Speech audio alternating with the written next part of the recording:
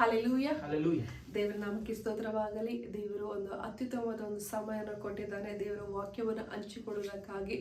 ಎಂದು ನಾವು ಇಲ್ಲಿ ಸೇರಿ ಬಂದಿರುವಾಗ ದೇವರು ಖಂಡಿತವಾಗಿ ನಮ್ಮ ಸಂಗಡ ಮಾತಾಡಲಿಕ್ಕಿದನಂತೆ. ಸೊ ದೇವರ ವಾಕ್ಯ ಹೇಳುತ್ತೆ, ಎಷ್ಟೊಂದು ನಾವು ಸ್ಟೋರಿಗಳು ದೇವರ ವಾಕ್ಯದಲ್ಲಿ ನೋಡ್ಕೊಂತೀವಿ, ಬೈಬಲ್ ನೋಡ್ಕೊಂತಾ ಇರ್ತೀವಿ, ಎಷ್ಟೊಂದು ಏನಂತ ಸ್ಟೋರೀಸ್ ಬರುತ್ತೆ.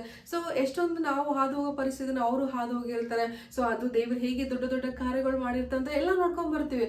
ಬಟ್ ಪರಿಸ್ಥಿತಿಗಳು ನಮಗೆ ಸಂಭವಿಸುವಾಗ ನಾವೇನ್ ಮಾಡ್ತೀವಿ ಅಂದ್ರೆ ಅದೆಲ್ಲ ಕಥೆಗಳ ತರ ನೋಡ್ಬಿಡ್ತೀವಂತೆ. ಯಾಕಂದ್ರೆ ಅದು ಬರೀ ಸ್ಟೋರೀಸ್ ಅಪ್ಪ, ಇಲ್ಲ ಅದು ಬರೀ ಬೈಬಲ್ ಅಪ್ಪ, ಅದಾಗಿದೆ ಈ ಸಂದರ್ಭದಲ್ಲಿ ನನಗಾಗತ್ತಂತ ನಾವು ಎಷ್ಟೊಂದ್ಸಲ ಮರ್ತು ಹೋಗ್ತೀವಂತೆ. ಎಷ್ಟೊಂದು ಬಾರಿ ನಾವು ಕ್ರೈಸ್ತ ನಾವೇನ್ ಮಾಡ್ತಾ ಇದೀವಿ ಅಂದ್ರೆ ವಾಕ್ಯನ ಓದ್ತಾ ಇದೀವಿ. ಬೈಬಲ್ ಅಲ್ಲಿ ಎಷ್ಟೊಂದು ಸ್ಟೋರಿಗಳು, ಅದು ನಿಜವಾಗಿ ನಡೆದ ಸಂಗತಿಗಳಾಗಿರುವಾಗ ಅದನ್ನ ನಾವೇನ್ ಮಾಡ್ತಿದ್ವಿ, ಸ್ಟೋರಿಗಳ ತರ ನೋಡ್ಕೊಂಡು ಹೋಗ್ತಾ ಇದ್ವಿ. ಅದಕ್ಕೆ ನಮ್ಮ ಜೀವಿತದಲ್ಲಿ ಅದನ್ನ ಅಪ್ಲೈ ಮಾಡೋದಕ್ಕೆ ನಾವು ಮರೆತು ಹೋಗ್ತಾ ಇದ್ವಿ ಅಂತ. ಸೊ ಈ ಒಂದು ಸಂದರ್ಭದಲ್ಲಿ ನಾನು ಏನ್ ಹೇಳ್ತಾ ಅಂದ್ರೆ ಒಂದು ವಾಕ್ಯ ನಾವು ನೋಡ್ಕೋಣ. ಏನಂದ್ರೆ ಇಬ್ರಿಯರ ಪತ್ರಿಕೆ 13:8 ವಾಕ್ಯ ಏನ್ ಹೇಳುತ್ತಂದ್ರೆ, ಯೇಸು ಕ್ರಿಸ್ತನು ನಿನ್ನೆ ಇದ್ದ ಹಾಗೆ ಈ ಹೊತ್ತು ಇದ್ದಾನೆ, ನಿರಂತರವೂ ಹಾಗೆಯೇ ಇರುವನು. ಸೊ ಇಲ್ಲಿ ದೇವರ ವಾಕ್ಯ ಏನ್ ಹೇಳುತ್ತೆ ಅಂತ ಹೇಳಿದ್ರೆ, ದೇವರು ನಿನ್ನೆ ಇದ್ದಾಗೆ ಇವತ್ತು ನಿರಂತರವಾಗಿ ಇರುವಂತ ದೇವರಾಗಿದ್ದಾನೆ. ಆತನು ಬದಲಾಗದಂತ ದೇವರಾಗಿದ್ದಾನೆ. ಆತನು ಕೆಂಪು ಸಮುದ್ರವನ್ನು ಇಬ್ಬಾಗ ಮಾಡಿ ಎರುಕುಗಳನ್ನು ಏನು ನೆಲಸಮ ಮಾಡಿದ್ರ ಸ್ತುತಿಯೊಡನೆ ಅಂತ ಒಂದು ದೊಡ್ಡ ದೊಡ್ಡ ಕಾರ್ಯಗಳು ಮಾಡಿದಂತ ದೇವರು ಇಂದು ನಮ್ಮ ಜೀವಿತದಲ್ಲೂ ಅಷ್ಟೇ ಅದೇ ರೀತಿ ಅದ್ಭುತ ಕಾರ್ಯಗಳು ಮಾಡೋದು ಶಕ್ತನಾಗಿದೆ. ಅಲ್ಲಿ ಕೊರತೆಗಳು ಬಂದಾಗ ಹೇಗೆ ದೇವರು ಅವ್ರಿಗೆ ಊಟಕ್ಕಿಲ್ಲದ ಊಟ, ನೀರಿಲ್ಲದ ನೀರು ಹೇಗೆ ಕೊಟ್ಟರು, ಅದೇ ರೀತಿಯಲ್ಲಿ ಇಂದು ನಮ್ಮ ಪರಿಸ್ಥಿತಿಗಳು ಬಂದಾಗ ದೇವರು ಅದೇ ರೀತಿ ನಮಗೆ ಸಹಾಯಕನಾಗಿದೆ. ಸೊ ನಾವು ಒಂದು ವೇಳೆ ಎಷ್ಟೊಂದು ಕಡೆ ಏನ್ ಮಾಡ್ತೀವಿ ಅಂದ್ರೆ ನಾವು ಅದು ಸಂಗತಿಗಳು ಮರೆತು ಹೋಗುತ್ತಂತೆ. ಸೊ ಅದೇ ರೀತಿಯಿಂದ ಒಂದು ಪ್ಯಾಸೇಜ್ ನೋಡ್ಕೊಂಡು ವಾಕ್ಯದಲ್ಲಿ ದೇವರ ವಾಕ್ಯದಿಂದ ಇವತ್ತು ನಮ್ಮ ಸಂಗಡ ದೇವರು ಏನು ಮಾತಾಡ್ತಾನೆ ಅಂತ ಒಂದು ವಿಚಾರವನ್ನು ನಾವು ನೋಡಿಕೊಳ್ಳುವರಾಗಿರೋಣ. 1ನೇ ಅರಸುಗಳು 17ನೇ ಅಧ್ಯಾಯ 8ನೇ ಒಂದು ವಚನ ಓದ್ಕೋಣ. 8, 9. ಆಗ ಯೆಹೋವನು ಅವನಿಗೆ, ನೀನು ಇಲ್ಲಿಂದ ಚಿದೋನ್ಯರ ಚಾರೆಫ್ತ ಊರಿಗೆ ಹೊರಟು ಹೋಗಿ ಅಲ್ಲಿ ವಾಸಿಸು, ನಿನ್ನನ್ನು ಸಾಕಬೇಕೆಂದು ಅಲ್ಲಿನ ಒಬ್ಬ ವಿಧವೆಗೆ ಆಜ್ಞಾಪಿಸಿದ್ದೇನೆ ಅಂದನು. ಸೊ ಎಲಿಯನ ಒಬ್ಬ ಪ್ರವಾದಿಯಾಗಿದ್ದ. ಅವನೇನ್ ಮಾಡ್ತಾನೆ, ಅಹಾಬನ ಒಂದು ಅರಸನ ಮುಂದೆ ಹೋಗ್ಬಿಟ್ಟು ಏನ್ ಹೇಳ್ತಾನೆ, 3 ವರ್ಷಗಳ ಕಾಲ ಇಲ್ಲಿ ಮಳೆ ಬರುವುದಿಲ್ಲ ಅಂತ ಹೇಳಿದಾಗ ಅವನು ಏನ್ ಮಾಡ್ತಾನೆ, ಅದು ಹೇಳಿದ ತಕ್ಷಣ ಒಂದು ಕಡೆ ಅಡವಿಲಿ ಇರ್ತಾನೆ. ಅವನಿಗೆ ಆಮೇಲೆ ದೇವ್ರ ಏನ್ ಹೇಳ್ತಾರೆ ಅಂದ್ರೆ, ನೀನು ಇಲ್ಲಿಂದ ಏನ್ ಮಾಡು, ಒಂದು ಸ್ಥಳಕ್ಕೆ ಚಿದೋನ್ಯರ ಚಾರೆಫ್ತ ಊರಿಗೆ ಹೊರಟು ಹೋಗು. ಅಲ್ಲಿಗೆ ಯಾರಿಗೆ ಆಜ್ಞಾಪಿಸ್ತಾರೆ ಅಂತ ಗೊತ್ತಾ, ಒಬ್ಬ ವಿಧವೆಗೆ ನಿನ್ನನ್ನು ಸಾಕುವಂತೆ ಆಜ್ಞಾಪಿಸ್ತಾ ಇದೀನಿ ಅಂತ ಹೇಳ್ತಾರೆ. ಸೊ ಅದಾದ್ಮೇಲೆ ಮುಂದೆ ಓದ್ಕೊಳ್ಳೋಣ ಏನಾಗ್ತದೆ ಅಂತ. ಇಲ್ಲಿ ಅವನು ಅಲ್ಲಿಂದ ಹೊರಟು ಚಾರೆಫ್ತದ ಊರು ಬಾಗಿಲಿನ ಸಮೀಪಕ್ಕೆ ಬಂದಾಗ ಸೌದೆಯನ್ನು ಕೂಡಿಸುತ್ತಿರುವ ಒಬ್ಬ ವಿಧವೆಯನ್ನು ಕಂಡು ಆಕೆಯನ್ನು ಕೂಗಿ, ದಯವಿಟ್ಟು ಕುಡಿಯುವುದಕ್ಕೆ ಒಂದು ತಂಬಿಗೆಯಲ್ಲಿ ನೀರು ತೆಗೆದುಕೊಂಡು ಬಾ ಎಂದು ಹೇಳಿದನು. ಆಕೆಯು ಹೋಗುತ್ತಿರುವಾಗ ತಿರುಗಿ ಆಕೆಯನ್ನು ಕರೆದು, ನೀನು ಬರುವಾಗ ನನಗೋಸ್ಕರ ಒಂದು ತುಂಡು ರೊಟ್ಟಿಯನ್ನು ತೆಗೆದುಕೊಂಡು ಬಾ ಅಂದನು. ಆಕೆಯು ಅವನಿಗೆ, ನಿನ್ನ ದೇವರಾದ ಯೆಹೋವನಾಣೆ, ನನ್ನ ಹತ್ತಿರ ರೊಟ್ಟಿ ಇರುವುದಿಲ್ಲ, ಮಡಿಕೆಯಲ್ಲಿ ಒಂದು ಹಿಡಿ ಹಿಟ್ಟು, ಮೊಗೆಯಲ್ಲಿ ಸ್ವಲ್ಪ ಎಣ್ಣೆ, ಇವುಗಳ ಹೊರತಾಗಿ ಬೇರೇನೂ ಇರುವುದಿಲ್ಲ.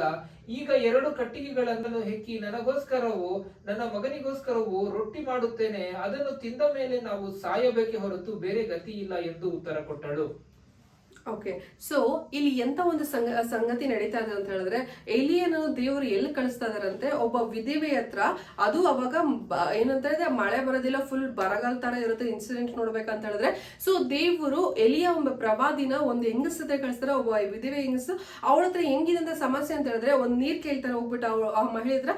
ಅವಾಗ ಆ ನೀರ್ ಕೊಟ್ಟಾಗ ಒಂದು ತುಂಡು ರೊಟ್ಟಿ ಕೊಡು ಅಂತ ಕೇಳಿದಾಗ ಅವ್ರು ಹೇಳ್ತಾಳೆ ಏನಂತ ಹೇಳಿದ್ರೆ, ಒಂದೇ ಒಂದ್ ಸ್ವಲ್ಪ ಇದೆ, ನಾನು ತಿಂದು ನನ್ನ ಮಗ ತಿನ್ನೋಗೋಸ್ಕರ ಅಷ್ಟೇ ಇದೆ ಹೊರತು ನಾಳೆನಷ್ಟೇ ಏನೂ ಇಲ್ಲ, ಇರೋದೇ ಇಷ್ಟು ಸ್ವಲ್ಪ ಇದೆ ಇಟ್ಟು ಅಂತ ಹೇಳುವಾಗ ಎಲಿಯ ಪ್ರವಾದಿ ಏನು ಹೇಳ್ತಾನೆ ಅಂತ ಹೇಳಿದ್ರೆ, ಆ ಸ್ವಲ್ಪ ನನಗೋಸ್ಕರ ಮೊದಲು ಮಾಡ್ಕೊಂಬ ಚಿಕ್ಕದು ಅಂತ ಹೇಳುವಾಗ ಸೊ ಅವಳು ಏನ್ ಮಾಡ್ತಾಳೆ, ಅದನ್ನ ಮಾಡ್ಕೊಂಡ್ ಬರ್ತಾಳೆ. ಸೊ ಈ ಒಂದು ಸಂಗತಿ ಫಸ್ಟ್ ಆಫ್ ಆಲ್ ನನಗೆ ಈ ವಾಕ್ಯನ ಓದುವಾಗ ಅರ್ಥ ಮಾಡ್ಕೊ, ದೇವರು ಎಲ್ಲಿ ಕಳಿಸ್ಬೇಕು, ಎಲ್ಲಿ ಚೆನ್ನಾಗಿ ಏನಂತ ಹೇಳಿದ್ರೆ ಅವ್ರ ಮನೇಲಿ ಎಲ್ಲ ಇದೆ, ಅಭಿವೃದ್ಧಿ ಇದೆ, ಅವ್ರ ಮನೇಲಿ ಊಟಕ್ಕೆಲ್ಲ ಏನು ಕೊರತೆ ಇಲ್ಲ, ಒಂದು ಸ್ಥಳದಲ್ಲಿ ಕಳಿಸ್ತಾ ಇಲ್ಲ, ಎಲ್ಲಿ ಕೊರತೆ ಇದೆ ಅಲ್ಲಿನ ಪ್ರವಾದಿನ ಕಳಿಸ್ತಾ ಇದಾರಂತ.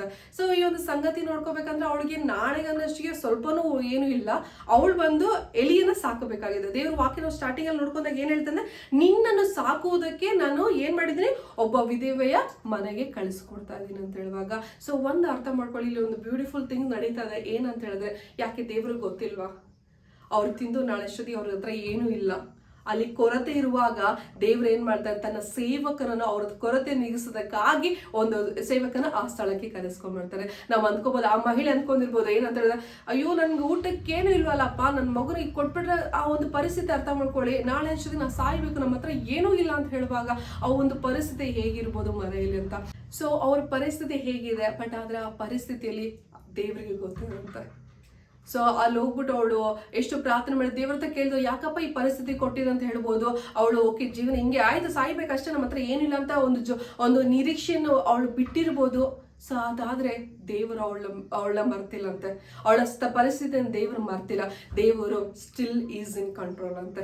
ದೇವರು ಕಂಟ್ರೋಲ್ ಇದ್ದಾನೆ ಅವಳ ಪರಿಸ್ಥಿತಿಯ ಮೇಲೆ. ಅವಳು ಗೊತ್ತು ಕೊರತೆ ಇದೆ, ಅಲ್ಲಿ ಮುಗ್ದೋಗುತ್ತದೆ, ಇಷ್ಟೇ ಇಟ್ಟಿರೋದು ಗೊತ್ತಿತ್ತು.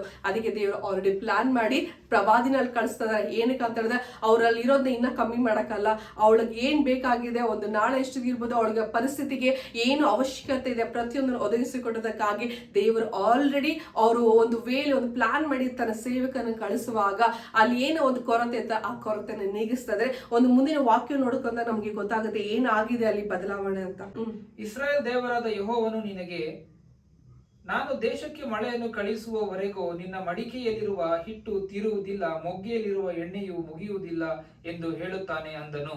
ಸೊ ಇಲ್ಲಿ ಏನ್ ಹೇಳ್ತಾರೆ ಸಂಗತಿ, ಅವಳು ಏನ್ ಮಾಡಿದ್ಲು, ಆ ಪ್ರವಾದಿ ಹೇಳಿದಾಗೆ ಏನ್ ಕೆಲಸ ಮಾಡೋ ಅವನಿಗೆ ಒಂದು ರೊಟ್ಟಿ ತುಂಡು ಮಾಡ್ಕೊಂಡ್ ಬರ್ತೀನಿ ಅಂತ ಹೇಳುವಾಗ ಇಲ್ಲಿ ದೇವರು ಅವ್ರ ಪ್ರವಾದಿ ಹೇಳ್ತಾ ಇದ್ದಾನೆ ಏನಂತ ಹೇಳಿದ್ರೆ, ಇಸ್ರಾಯೇಲ್ ದೇವರಾದ ಯೆಹೋವ ನಿನಗೆ ಏನಂತ ಹೇಳ್ತಾ ಇದ್ದಾನೆ ಅಂದ್ರೆ, ಇಲ್ಲಿ ಮಳೆ ಕಳಿಸೋವರೆಗೂ ನಿನ್ನ ಮಡಿಕೆಯಲ್ಲಿ ಏನಾಗತ್ತಂತೆ, ಹಿಟ್ಟು ತೀರುವುದಿಲ್ಲ, ಮೊಗೆಯಲ್ಲಿರುವ ಎಣ್ಣೆಯು ಮುಗಿದೇ ಹೋಗುವುದಿಲ್ಲ. ಸೊ ಅದಕ್ಕೆ ಎಷ್ಟೇ ವರ್ಷದಲ್ಲಿ ಏನೇ ಇರ್ಲಿ, ಸೊ ದೇವ್ರು ಏನ್ ಹೇಳ್ತಾ ಇದಾರೆ ಅಂದ್ರೆ, ನಿನ್ನ ಮಡಿಕೆಯಲ್ಲಿರುವ ಹಿಟ್ಟು ಖಾಲಿ ಆಗಲ್ಲ, ಎಣ್ಣೆನೂ ಮುಗಿದು ಹೋಗುವುದಿಲ್ಲ.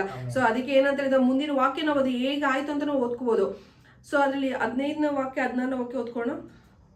ಆಕೆಯು ಹೋಗಿ ಅವನು ಹೇಳಿದಂತೆ ಮಾಡಿದಳು. ಆಕೆಯು ಆಕೆಯ ಮನೆಯವರು ಎಲಿಯನು ಅದನ್ನು ಅನೇಕ ದಿವಸಗಳವರೆಗೆ ಊಟ ಮಾಡಿದರು. ಯೆಹೋವನು ಎಲಿಯನ ಮುಖಾಂತರವಾಗಿ ಹೇಳಿದಂತೆ ಮಡಿಕೆಯಲ್ಲಿದ್ದ ಹಿಟ್ಟು ತೀರಲಿಲ್ಲ, ಮೊಗ್ಗೆಯಲ್ಲಿದ್ದ ಎಣ್ಣೆಯು ಮುಗಿದು ಹೋಗಲಿಲ್ಲ. Amen, hallelujah. ಸೊ ಇಲ್ಲಿ ಏನ್ ಸಂಗತಿ ನೋಡಿತಾ ಇದೆ, ಅಲ್ಲಿ ಏನು ಹೇಳಿದ್ರು ಅವಳಿಗೆ ಆಯ್ತು, ಇವಾಗ ಏನು ಇಲ್ಲ, ನಾನು ಮುಗ್ದೋಯ್ತು, ಸಾಯ್ಬೇಕಂತ ಪರಿಸ್ಥಿತಿಯಲ್ಲಿರುವಾಗ ದೇವರು ಅವರ ಅಗತ್ಯಗಳನ್ನು ಪೂರೈಸಿ, ಹೆಂಗ್ ಪೂರೈಸ್ತಾರೆ ಅಂತ ಗೊತ್ತಾ, ಬರೀ 1-2 ಡೇಸ್ ಅಲ್ವಂತೆ. ಆ ಮಳೆ ಮತ್ತೆ ವಾಪಸ್ ಬರೋ ತನಕ ಅವ್ರು ನಿನ್ನ ಮಡಿಕೆಯಲ್ಲಿರುವಂತ ಹಿಟ್ಟು ಖಾಲಿ ಇದೆ, ಎಣ್ಣೆನೂ ಖಾಲಿ ಹೋಗೋದಿಲ್ಲ ಅಂತ ಹೇಳುವಾಗ ಅವ್ರು ಅದು ಕಂಪ್ಲೀಟ್ ಆಗಿ ಅವ್ರು ಹೇಳಿದಂತೆ ಪ್ರವಾದಿ ಏನೇ ಹೇಳಿದ್ದ ಅದರಂತೆ ಅಲ್ಲೆಲ್ಲವೂ ನಡೆಯುತ್ತಂತೆ. ಸೊ ದೇವರು ಎಷ್ಟು ಒಳ್ಳೆ ದೇವರಲ್ಲ, ದೇವರು ಎಷ್ಟೋ ಅಲ್ಲಿ ಜನಗಳು ಇರ್ಬೋದು, ಬಟ್ ಇವ್ರಿಬ್ಬರೇ ಇರ್ಬೋದು, ಒಂದು ವಿಧವೆ, ನನಗೆ ಯಾರಿದೆ, ನನಗೆ ಯಾರು ಇಲ್ಲಲ್ಲಪ್ಪ ಅಂತ ಅನ್ಕೊಂಡಿರ್ಬೋದು. ಬಟ್ ಆದ್ರೆ ಒಂದು ಅರ್ಥ ಮಾಡ್ಕೋಣ, ಎಲ್ರೋ ಯಾದ ದೇವರು ಯಾವನು ನೋಡುವ ಆತನಾಗಿದ್ದಂತೆ. ಆತನ ಕಂಟ್ರೋಲ್ ಇರುವಾಗ ನಾವು ಭಯಪಡೋ ಅವಶ್ಯಕತೆ ಇಲ್ವಂತೆ. ಯಾಕೆಂದ್ರೆ ತಂದೆ ದೇವರು ಆತನ ನೋಡಿಕೊಳ್ಳುವ ಆತನಾಗಿ ತನ್ನ ಮಕ್ಕಳಿಗೆ ಏನು ಬೇಕಂತ ಆತನ ಕೊರತೆಗಳನ್ನು ಏನಿದೆ ಅದನ್ನ ನೀಗಿಸುವುದಕ್ಕೆ ಆತನ ಶಕ್ತನಾಗಿದೆ, ಆತನ ಬಲನಾಗಿದೆ. ಅಂದ್ರೆ ಬರಗಾಲದಲ್ಲಿ ಮಳೆ ಹೇಗೆ ತರಿಸ್ಬೇಕಂತ ಆತನಿಗೆ ಗೊತ್ತಿದೆ ಅಂತೆ. ಒಂದು ಕೆಂಪು ಸಮುದ್ರ ಒಂದು ಮುಂದೆ ಇದೆ, ನನಗೆ ಹಿಂದೆ ಏನು ವೈರಿಗಳು ಬರ್ತಾರೆ, ಹೆಂಗಪ್ಪ ನನ್ಗೆ ಆಗಲ್ಲ, ಇದು ಮುಗಿತಾಯ್ತು, ಸಾಯ್ಬೇಕಷ್ಟೇ ಅಂತ ಹೇಳುವಾಗ್ಲೂ ದೇವ್ರಿಗೆ ಗೊತ್ತು ಆ ಕೆಂಪು ಸಮುದ್ರ ಬೇಕಾದ್ರೆ ಈ ಭಾಗ ಮಾಡ್ತಾರಂತೆ, ಅದು ನನಗೋಸ್ಕರ ನಿನಗೋಸ್ಕರ ಅಂತ ಒಳ್ಳೆ ದೇವರು ನಾವು ಆರಾಧಿಸ್ತೀವಿ, ನಾವು ಆತನ ಸ್ತುತಿ ಮಾಡ್ತೀವಿ. ಆತನ ಅಂತ ದೊಡ್ಡ ದೇವರನ್ನ ಒಂದು ನಿಮಿಷ ನಾವು ಅರ್ಥ ಮಾಡ್ಕೊಳ್ಳೋಣ. ನಮ್ಮ ಪರಿಸ್ಥಿತಿಗಳ ಮುಖಾಂತರ ನಾವು ಎಷ್ಟೊಂದು ಸಲ ಮರ್ತು ಹೋಗ್ತೀವಂತ. ನಾವು ಒಂದು ಅರ್ಥ ಮಾಡ್ಕೊ, ಇದು ಜಸ್ಟ್ ನಾಟ್ ಅ ಸ್ಟೋರಿ. ಅವಳ ಜೀವಿತದಲ್ಲಿ ಹೇಗೆ ಅಲ್ಲಿ ಕೊರತೆ ಇತ್ತು ಅಂತ ಹೇಳ್ಬಿಟ್ಟು ದೇವ್ರ ಆ ಕೊರತೆ ನೀಗಿಸಿದಾಗ ಒಬ್ಬ ಪ್ರವಾದಿನ ಹೇಗೆ ಕಳಿಸಿಕೊಡೋರು, ಅದೇ ರೀತಿ ನಮ್ಮ ಪರಿಸ್ಥಿತಿ ನಾವು ಅನ್ಕೊಂಡ್ರೆ, ಇವಾಗ ಯಾರೇನೋ ನಾವ್ ಇಲ್ಲಿ ಇರುವಾಗ ನಾವು ಅನ್ಕೋಬಹುದು, ನನ್ನ ಪರಿಸ್ಥಿತಿ ಹೀಗಿದೆಯಲ್ಲಪ್ಪ, ಆಯ್ತು ಯಾರು ನೋಡಿದಿಲ್ಲ, ನನಗೆ ಸಹಾಯಕ್ಕಿಲ್ಲ, ಆಯ್ತು ನಾವು ನಾಳೆ ಸಾಯ್ಬೇಕು, ಇಷ್ಟೇ ಇರ್ಬೋದು ಪರಿಸ್ಥಿತಿ ಅಂತ ನಾವು ಅನ್ಕೊಂಡಿದ್ವಿ. ಅದು ಸತ್ತೋ ಒಂದು ಪರಿಸ್ಥಿತಿ, ಯಾರು ಬಂದು ಜೀವ ಕೊಡೋಕ್ಕಾಗಲ್ಲ ಅಂತ ಅನ್ಕೊಂಡಿರ್ಬೋದು. ಬಟ್ ಒಂದು ಅರ್ಥ ಮಾಡ್ಕೊಳ್ಳಿ, ನಿಮ್ಮ ಪರಿಸ್ಥಿತಿಗಳಿಗೆ ತಕ್ಕಂತ ಉತ್ತರ ಕಳಿಸೋದಕ್ಕಾಗಿ ತಂದೆ ದೇವರು ರೆಡಿ ಆಗಿದಾರಂತೆ. ನಾವು ಏನ್ ಮಾಡ್ಬೇಕು, ನಂಬಿಕೆಯಿಂದ ನಾವು ಪ್ರಾರ್ಥಿಸುವವರಾಗಿರ್ಬೇಕಂತ ಒಂದು ಅರ್ಥ ಮಾಡ್ಕೊಂಡು, ಏನು ದೇವರು ಎಲ್ಲದರಲ್ಲೂ ಕಂಟ್ರೋಲ್ ಇದ್ದಾನೆ, ನಮಗೆ ಭಯ ಪಡೋ ಅವಶ್ಯಕತೆ ಇಲ್ಲ. ಯಾಕಂತ ಹೇಳಿದ್ರೆ ಇಲ್ಲಿ ಆ ಸ್ತ್ರೀ ಹೇಗೆ ಪ್ರವಾದಿ ಹೇಳಿದ ತಕ್ಷಣ ನಾನು ಮಾಡ್ಕೊಡ್ತೀನಿ, ಓಕೆ ನನಗೆ ರೊಟ್ಟಿ ಕೇಳ್ತಾರೆ, ಆಯ್ತು ನಮ್ಗೆ ಇಲ್ಲ ಅಂದ್ರೂ ಪರವಾಗಿಲ್ಲ ಮಾಡ್ಕೊಟ್ರು. ಅಂಡ್ ಒಂದು ಏನಂತ ಹೇಳಿದ್ರೆ ಅವಳು ನಂಬಿಕೆ ಇಟ್ಟಳು. ಸೊ ಅಲ್ಲೇನಾಗಿದ್ದು, ದೇವರು ಅದ್ಭುತ ಕಾರ್ಯ ಮಾಡಿದಂತೆ. ದೇವ್ರಿಗೆ ಗೊತ್ತಿದೆ, ನಿನ್ನ ಪರಿಸ್ಥಿತಿಗಳು ದೇವರಿಗೆ ಗೊತ್ತಿದೆ ಅಂತ. ಸೊ ನಾವು ಅಂದ್ಕೋಬಹುದು, ನಮ್ಮ ಪರಿಸ್ಥಿತಿಗಳು ದೇವರಿಗೆ ಗೊತ್ತಿಲ್ಲ, ದೇವ್ರು ನನ್ನ ನೋಡ್ತಾ ಇಲ್ಲಪ್ಪ ಅಂತ ಅನ್ಕೋಬಹುದು. ಅಯ್ಯೋ ಎಲ್ಲರೂ ಕೈ ಬಿಡ್ತದಾರಲ್ಲ, ಒಂದೊಂದ್ಸಲ ಅಂದ್ಕೊಬಿಟ್ಟು ದೇವ್ರನ್ನ ಕೈ ಬಿಟ್ಟಿದ್ರೆ ಅನ್ಕೊಂತೆ. ಬಟ್ ಅದು ಹೇಳೋದು ಬೇಡ, ಏನಕ್ಕಂತ ದೇವ್ರು ಎಂದಿಗೂ ಕೈ ಬಿಡುವಂತಿಲ್ಲ. ದೇವರು ಕರೆದಾತ ನಂಬಿಕಸ್ಥನಾಗಿದ್ದಾನೆ. ನಿನ್ನ ತಾಯಿ ಗರ್ಭದಲ್ಲಿ ಆತನು ಕರೆದಾತನಾಗಿದ್ದಾನೆ. ಇನ್ನು ಪಿಂಡವಾಗಿರುವ ಆತನ ಕಣ್ಣುಗಳನ್ನು ನೋಡಿರುವಾಗ ಒಂದು ನಂಬಿಕೆಯಲ್ಲಿರುವ, ನನ್ನ ಪರಿಸ್ಥಿತಿಗೆ ಹೇಗೆ ಇರ್ಬೋದು, ನನ್ನ ಜೊತೆ ನನ್ನ ದೇವರು ಇದ್ದಾನೆ, ನನ್ನ ಸಂಗಡ ನನ್ನ ದೇವರು ಇದ್ದಾನೆ, ನಮ್ಮ ಮಧ್ಯದಲ್ಲಿ ಆತನು ವಾಸಿಸುವ ಆತನಾಗಿದ್ದಾನೆ, ಆತನು ಫುಲ್ ಕಂಟ್ರೋಲ್ ಇದ್ದಾನೆ. ಆತನ ನನ್ನ ಪರಿಸ್ಥಿತಿ ಹೇಗಿರ್ಬೋದು ಆತನ ನನ್ನ ಕೈಗೆ ಒಪ್ಪಿಸಿಕೊಡುವಾಗ ನಾನು ಅದಕ್ಕೆ ಎಲ್ಲದರಿಂದ ಜಯವನ್ನು ಕೊಡುವಂತ ದೇವರಾಗಿದೆ. ನನ್ನ ಅಗತ್ಯಗಳು ಇರುವಾಗ ಅದಕ್ಕೆ ಅಗತ್ಯಗಳನ್ನು ಪೂರೈಸುವಂತ ದೇವರು ಯೆಹೋವ ಈರೆಯಾಗಿ ನನ್ನ ಸಂಗಡ ಇದ್ದಾನೆ ಅಂತ ನಾವು ಒಂದು ಅರ್ಥ ಮಾಡ್ಕೊಳ್ಳೋಣ. ಇದು ಜಸ್ಟ್ ಸ್ಟೋರಿ ಅಲ್ಲ, ಈ ವಾಕ್ಯದಲ್ಲಿ ಬೈಬಲಲ್ಲಿ ಏನೇನು ಬಂದಿದೆ ವಿಚಾರಗಳು ಅದೆಲ್ಲ ನಿಜವಾಗಿ ನಡೆದ ಘಟನೆಗಳಾಗಿರುವುದರಿಂದ ನಾವು ನಂಬುವಾಗಣ. ಅದೇ ರೀತಿ ಅಲ್ಲಿ ದೇವರು ಹೇಗೆ ಅದ್ಭುತ ಕಾರ್ಯಗಳು ಮಾಡಿದೆ, ಇನ್ನು ಇಂದು ನನ್ನ ಜೀವಿತದಲ್ಲೂ ಅಂಥದ್ದೇ ಅದ್ಭುತ ಕಾರ್ಯಗಳು ಅದಕ್ಕಿಂತ ದೊಡ್ಡದಾದ ಕಾರ್ಯಗಳು ಮಾಡುವಂಥ ಶಕ್ತನಾದ ದೇವರು ನಮ್ಮ ಸಂಗಡ ಇದ್ದಾನೆ. ನಾವೇನ್ ಮಾಡೋಣ, ನಮ್ಮ ನಂಬಿಕೆಯನ್ನು ಕಳೆದುಕೊಳ್ಳೋದು ಬೇಡ, ನಮ್ಮ ನಿರೀಕ್ಷೆ ಕಳೆದುಕೊಳ್ಳೋದು ಬೇಡ. ಪರಿಸ್ಥಿತಿಗಳು ನೋಡ್ಬಿಟ್ಟು ಅಯ್ಯೋ ಇಷ್ಟೊಂದು ದೊಡ್ಡ ಪರಿಸ್ಥಿತಿಯಿಂದ ಹೇಳೋದು ಬೇಡ. ನಾವು ಪರಿಸ್ಥಿತಿಗಳನ್ನ ನನ್ನ ದೇವರು ದೊಡ್ಡ ದೇವರಾಗಿದ್ದಾರಂತೆ, ನನಗಿರುವಂಥ ದೇವರು ದೊಡ್ಡ ದೇವರಾಗಿದ್ದಾರೆ. ಈ ಪರಿಸ್ಥಿತಿನ ದೇವರು ಏನ್ ಮಾಡ್ತಾನೆ, ಆ ಪರಿಸ್ಥಿತಿ ಬೆಟ್ಟವಾಗಿ ಇರ್ಬೋದು, ಒಂದು ದೊಡ್ಡದಾಗಿರ್ಬೋದು, ಪರ್ವತ ತರ ಇರ್ಬೋದು, ಅದು ದೇವರ ಮುಂದೆ ಅದು ಮೇಣದಂತೆ ಕರಗಿ ಹೋಗುತ್ತಂತೆ. ಸೊ ನಮ್ಮ ಪರಿಸ್ಥಿತಿಗಳು ಅಷ್ಟೇ, ನಾವು ಅದನ್ನ ನೋಡಿ ಭಯ ಪಡೋದು ಬೇಡ. ನಾವೇನ್ ಮಾಡೋಣಂತೆ, ದೇವರ ಕಡೆ ಮೊರೆ ಇಡೋಣ, ದೇವರನ್ನು ದೃಷ್ಟಿಸೋಣ, ಒಂದು ಅರ್ಥ ಮಾಡ್ಕೊ. ಈ ಒಂದು ಪ್ಯಾಸೇಜ್ ಮುಖಾಂತರ ನಾವೇನು ಅರ್ಥ ಮಾಡ್ಕೊಂಡು ದೇವರ ಅವಳ ಕೊರತೆ ನೀಗಿಸಿ ಅವಳನ್ನ ಸಾಕ್ಬೇಕಂತ ಹೇಗೆ ಎಲಿಯನಿಗೂ ಸಾಕ್ತದಳಂತೆ, ಅವಳ ಕೊರತೆನ ನೀಗಿತಂತೆ. ಅದೇ ರೀತಿಯಿಂದ ಒಂದು ದೊಡ್ಡ ಒಂದು ಮಿರಾಕಲ್ ಅವಳ ಜೀವಿತದಲ್ಲಿ ನಡೀತಲ್ಲ, ಅದೇ ಒಂದು ದೊಡ್ಡ ಮಿರಾಕಲ್ ನಮ್ಮ ಜೀವಿತದಲ್ಲಿ ಮಾಡುವಂತ ದೇವರು ಶಕ್ತನಾಗಿದ್ದಾನೆ. ನಾವೇನ್ ಮಾಡೋ, ವಿಶ್ವಾಸದಿಂದ ನಾವು ನಂಬಿಕೆ ಇಡುವವರಾಗಿರೋಣ. ಪ್ರಾರ್ಥನೆ ಮಾಡ್ಕೊಳ್ಳೋಣ. ಅತಿ ಪರಿಶುದ್ಧದಲ್ಲಿ ವಾಸ ಮಾಡ್ತಾ ನನ್ನ ಪ್ರಿಯ ಕರ್ತನ ದೇರಿಸಪ್ಪ, ನಿಮಗೆ ಕೋಟಿ ಕೋಟಿಯನ್ನು ಸ್ತೋತ್ರ ಕರ್ತನಿಸಪ್ಪ. ಈ ವಾಕ್ಯವನ್ನು ಕೊಡೋದಕ್ಕಾಗಿ ನಿಮಗೆ ಸ್ತೋತ್ರ ಕರ್ತನಿಸಪ್ಪ. ಈ ವಾಕ್ಯದಲ್ಲಿ ಕರ್ತನಿಸಪ್ಪ ನಾವು ಕಲಿತಿರೋ ವಿಚಾರಗಳು ಕರ್ತನಿಸಪ್ಪ ನಮ್ಮ ಜೀವಿತ ಅಳಪಡಿಸಿಕೊಳ್ಳೋದು ಕರ್ತನಿಸಪ್ಪ. ಅದರಂತೆ ನಡೆಯುವಂತೆ ನಿನ್ನ ಕೃಪೆ ಅನುಗ್ರಹಿಸಿ ಕರ್ತನಿಸಪ್ಪ. ವಾಕ್ಯ ಎಂಬ ಬೀಜ ನಮ್ಮ ಹೃದಯದಲ್ಲಿ ಬಿದ್ದಿರುವಾಗ ಅದು ಬೆಳೆದು 100ರಷ್ಟು ಫಲ ಕೊಡುವಂತದ್ದಾಗಿರ್ಲಿ ಕರ್ತನಿಸಪ್ಪ. ವಾಕ್ಯದ ಮುಖಾಂತರ ನಮ್ಮ ಸಂಗಡ ಮಾತಾಡೋದಕ್ಕಾಗಿ ಸ್ತೋತ್ರ, ನಮ್ಮನ್ನು ಬಲಪಡಿಸೋದಕ್ಕಾಗಿ ಸ್ತೋತ್ರ ಕರ್ತನೆ. ಎಲ್ಲ ಘನಮಾನ ಮಹಿಮೆಯನ್ನು ಸಹಿಸಪ್ಪ ನಿಮ್ಮ ಪಾದದಲ್ಲಿ ಬಿದ್ದಂತ ಮಾಡಾಯ್ತಂದೆ. Amen.